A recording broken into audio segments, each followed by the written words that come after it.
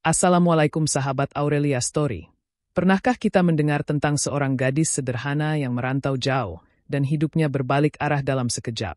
Bagaimana sebuah niat tulus untuk menolong keluarga dapat membuka pintu takdir yang tidak disangka? Mengapa pilihan berani seorang anak dapat mengubah masa depan seluruh keluarganya? Namanya Rani. Usianya 26 tahun. Ia lahir dan besar di Sleman, Yogyakarta, di sebuah kampung yang rimbun oleh kebun salak, persawahan yang hijau, dan jalan desa yang setiap sore ramai oleh anak kecil berlari mengejar layangan. Rani tumbuh dengan budi bahasa halus, tutur yang pelan, dan sorot mata yang tenang. Ibunya seorang penjahit rumahan, ayahnya bekerja serabutan memperbaiki atap, memotong rumput, dan kadang ikut panen di sawah kerabat. Mereka hidup sederhana, tidak kekurangan kasih sayang, tetapi berkali-kali menghitung pengeluaran agar dapur tetap mengepul. Sejak lulus sekolah menengah, Rani membantu ibunya menjahit, menerima order kebaya wisuda, baju kurung, dan gamis sederhana. Di sela menjahit, ia juga mengajar mengaji anak tetangga di langgar kecil dekat rumah. Ia selalu berdoa memohon kepada Allah agar diberi jalan rezeki yang baik dan berkah. Suatu hari ayah Rani jatuh dari tangga saat memperbaiki genteng di rumah tetangga. Kakinya terkilir berat dan harus berhenti bekerja beberapa waktu. Sementara adik bungsu Rani butuh biaya masuk sekolah. Rani duduk di beranda menatap langit senja yang memerah. Hatinya berdesir antara cemas dan tekad. Malam itu, ia berbicara lembut kepada ibunya. "Aku ingin merantau, Bu. Banyak tawaran kerja ke luar negeri. Aku dengar ada keluarga baik di tanah Arab yang mencari pembantu. Aku tahu ini jauh dan berat, tetapi aku ingin mencoba." Ibunya menatapnya lama dengan mata yang hangat, meski tampak menyimpan khawatir. "Ibu tidak ingin kau lelah sendirian. Tapi jika niatmu untuk membantu, mintalah bimbingan Allah. Ibu akan merelakanmu. Jaga kehormatanmu, jaga sholatmu, dan jangan lupa pulang ketika rindu sudah terlalu berat."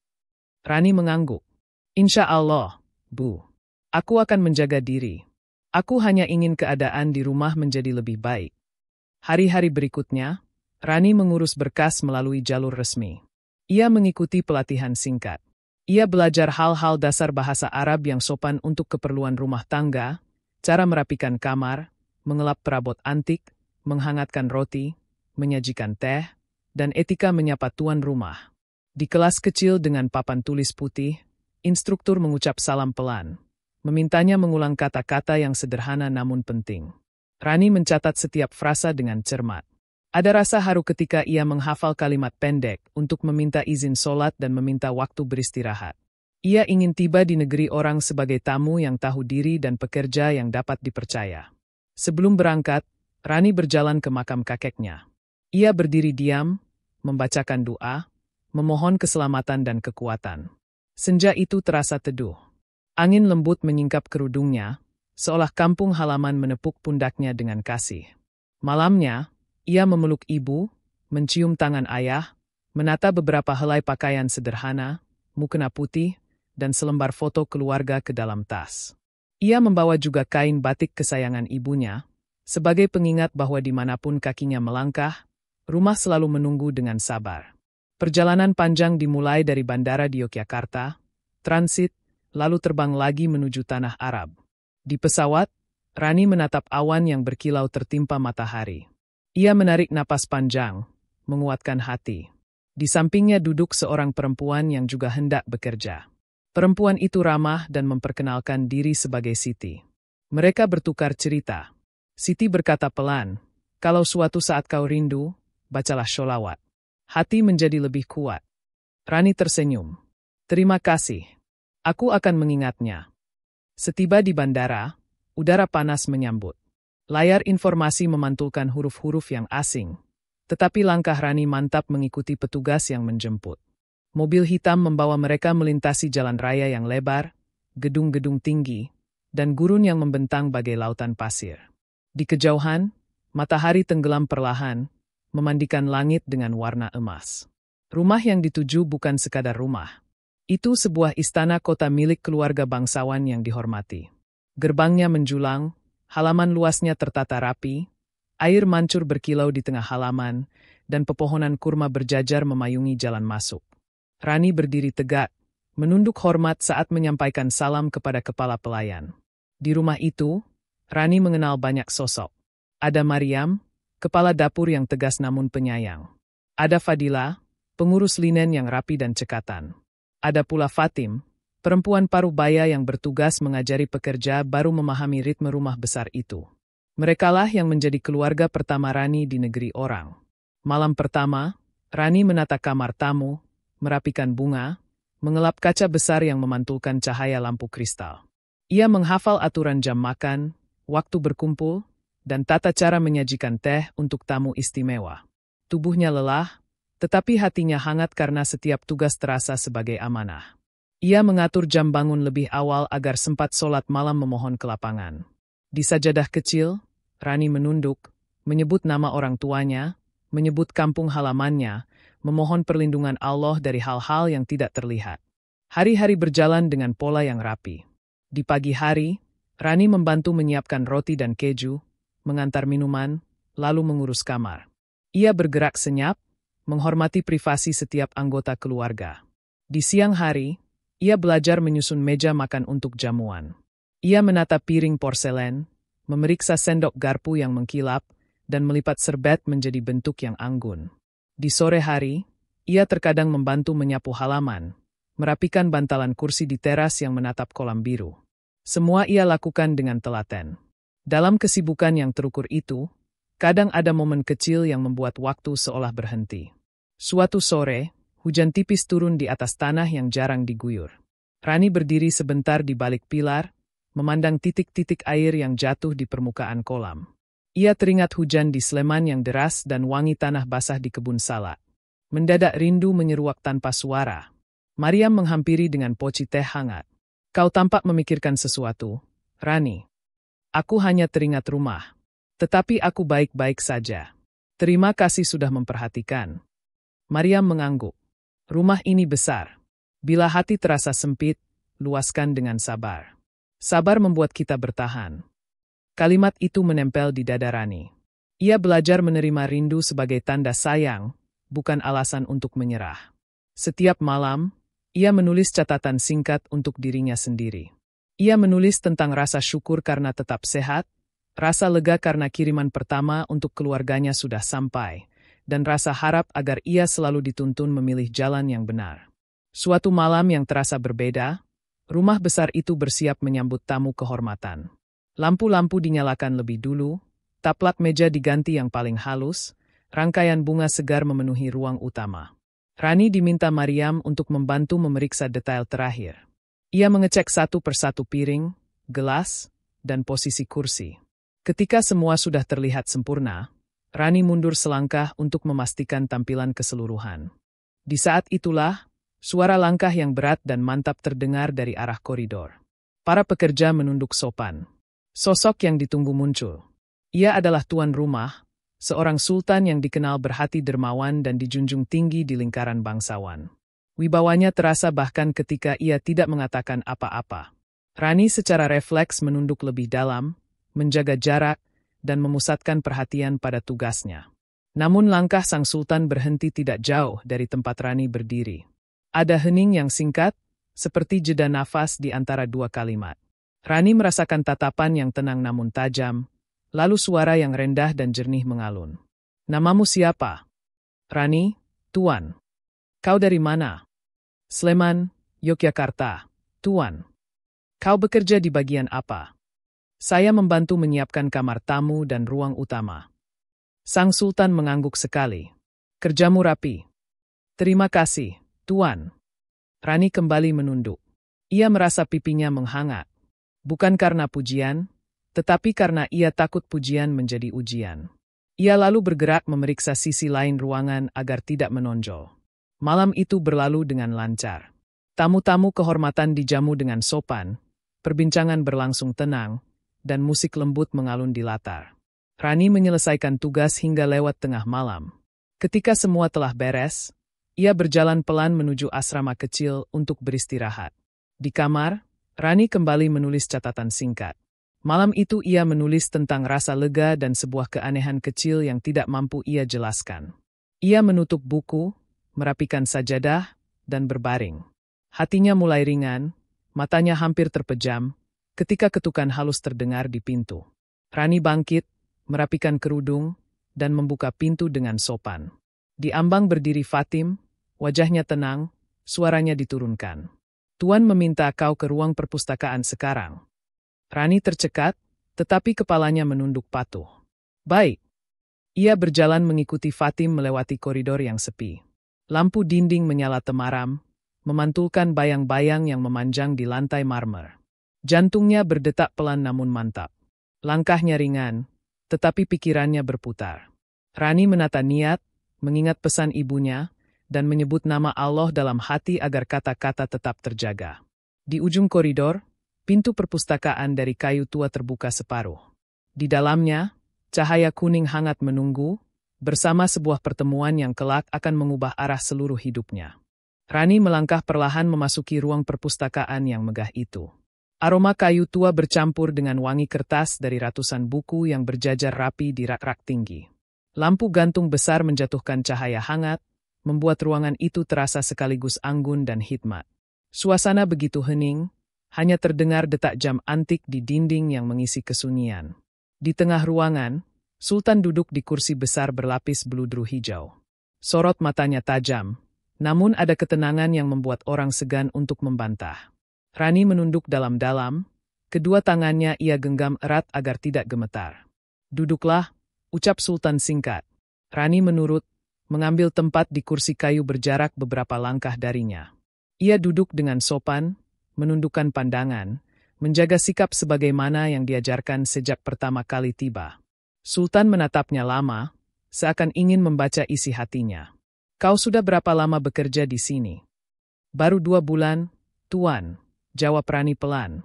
Dan kau berasal dari Yogyakarta, negeri yang indah, penuh budaya dan keramahan, lanjut Sultan. Aku pernah mendengar tentang kota itu. Banyak ulama dan orang saleh lahir dari sana. Apakah kau rindu rumahmu? Pertanyaan itu membuat dada Rani terasa sesak.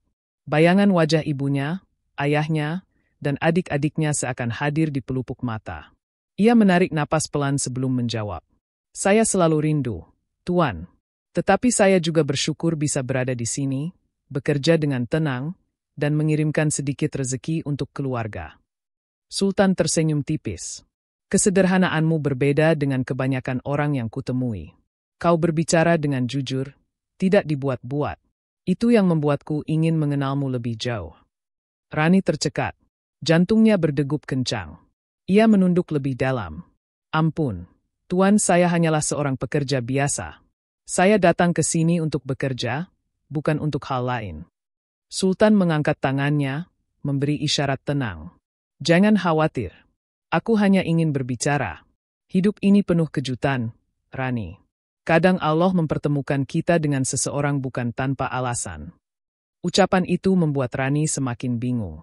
Ia tidak tahu harus menjawab apa. Ia hanya bisa menunduk dan berdoa dalam hati agar pertemuan ini tidak membawa fitnah. Setelah beberapa saat hening, Sultan berdiri dan berjalan ke arah rak buku.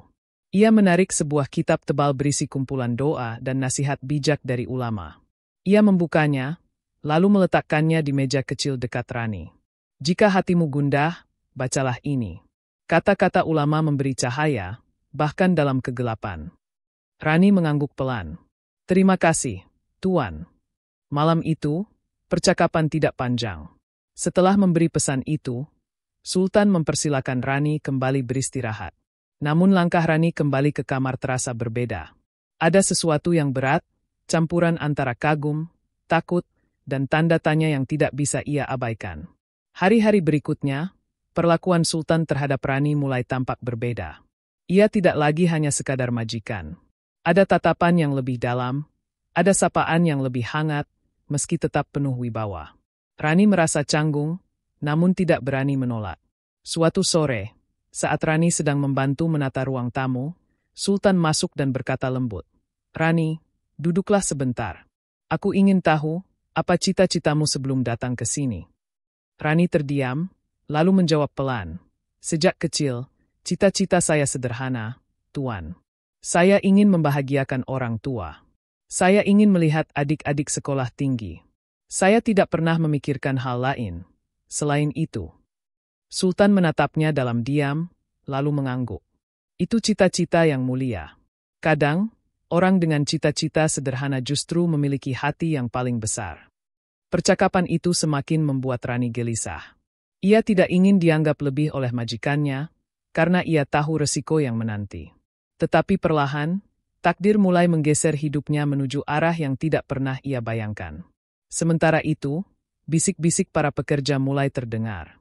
Beberapa pelayan saling bertukar pandang ketika melihat Sultan memberi perhatian khusus kepada Rani. Ada yang berbisik lirih, gadis Jawa itu berbeda. Tuan seperti terpesona olehnya. Rani hanya bisa menutup telinga, berusaha bekerja dengan hati-hati. Namun jauh di lubuk hatinya, ia mulai menyadari bahwa perjalanannya di negeri asing ini tidak lagi sekadar tentang bekerja. Ada sesuatu yang jauh lebih besar sedang menunggu, sesuatu yang akan mengguncang hidupnya dan membawa ia ke jalan yang penuh ujian. Malam itu, sebelum tidur, Rani menengadah, berdoa lirih di atas sajadah. Ya Allah, jagalah hamba. Jangan biarkan hamba salah melangkah. Hamba hanya ingin memberi kebahagiaan untuk keluarga. Namun di kejauhan, di ruang pribadinya, Sultan menatap keluar jendela dengan pikiran yang tak kalah berat. Ia tahu keputusan besar akan segera diambil. Keputusan yang kelak membuat nama Rani terukir dalam sejarah keluarga bangsawan itu. Bukan lagi sebagai seorang pembantu, melainkan sebagai bagian dari kehidupannya. Hari-hari di rumah megah itu terus berjalan. Rani tetap melaksanakan tugasnya dengan telaten. Ia bangun sebelum subuh, menyiapkan air hangat, merapikan kamar, lalu membantu di dapur. Namun dalam diam, ia mulai merasakan perubahan suasana. Ada tatapan yang menusuk dari sebagian pekerja, ada bisik-bisik lirih setiap kali ia lewat. Kenapa Tuan sering memanggilnya? Bisik seorang pelayan. Sepertinya ada yang istimewa di mata Tuan, sahut yang lain. Rani hanya menunduk, pura-pura tidak mendengar. Namun di dalam hati, kegelisahan semakin menumpuk. Ia sadar, perhatian Sultan yang tiba-tiba itu pasti mengundang tanda tanya banyak orang, termasuk seseorang yang paling berhak. Istri pertama. Dan benar saja, pada suatu sore, ketika Rani sedang menata bunga segar di ruang tengah, seorang wanita anggun masuk dengan langkah tegas. Wajahnya cantik, anggun, dan penuh wibawa. Dialah istri pertama Sultan, seorang wanita bangsawan yang disegani banyak orang. Tatapannya langsung tertuju pada Rani. Jadi ini kau? Suaranya terdengar dingin.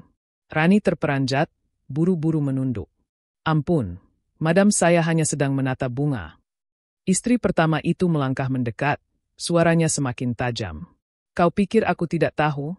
Aku sudah mendengar kabar. Kau pembantu dari negeri jauh, beraninya kau menarik perhatian suamiku.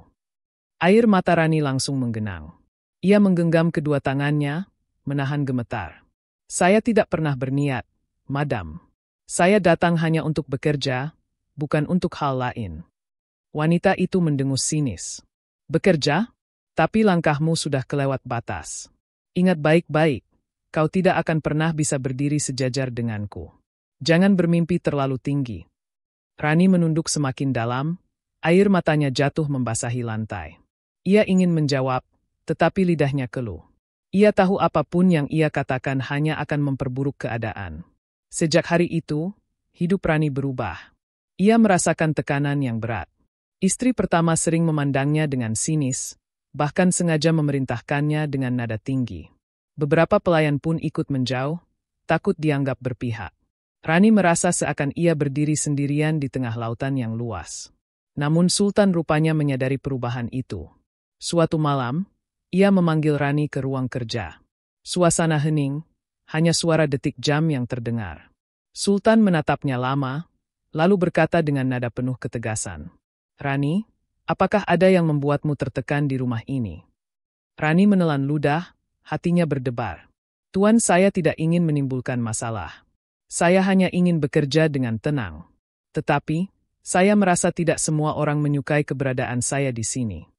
Sultan menarik napas dalam. Aku tahu penyebabnya. Dan aku juga tahu, kau bukan gadis yang haus akan kemewahan.